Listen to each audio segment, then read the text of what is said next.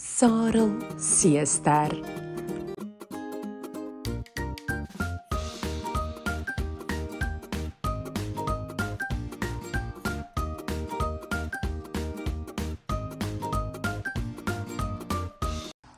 In die diep blou see, waar die water helder en die koraal blink is, het 'n seester met die naam Sarel gewoon.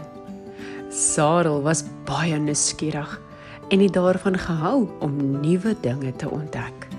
Maar daar was een ding wat Sarel nie goed kon doen nie, om die waarheid te vertel. Een sonnige dag het Sarel besluit om 'n grap te maak. Hy het vir al sy vriende, die visse en die krappe, vertel dat daar 'n groot skat in 'n geheime grot was. Almal was opgewonde en het dadelik begin soek. Maar na ure se soek het hulle niks gevind nie.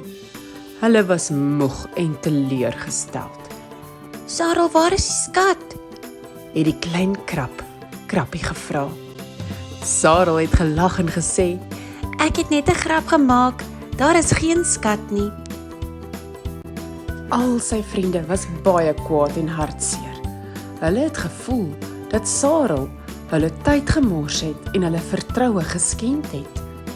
Sarel het gesien hoe hartseer sy vriende was en het begin besef dat sy leuen nie so snaaks was nie. Die volgende dag het 'n groot storm die see getref. Die golwe was wild en die water was donker. Sarel het gesukkel om 'n veilige plek te vind. Hy het gesien hoe sy vriende mekaar help om skuilings te vind, maar niemand het hom gehelp nie. Hy het besef dat sy leuen hulle vertroue in hom geskaad het. Nadat die storm verby was, het Sarel na sy vriende gegaan en gesê, Ek is regtig jammer oor wat ek gedoen het. Ek het besef dat om te jok nie reg is nie en dat dit ander seer maak.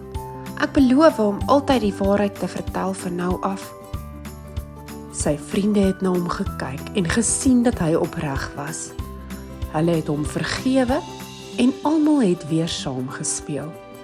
Sarel het geleer dat die waarheid altyd die beste is en om eerlik te wees, die sterkste band van vriendskap bou.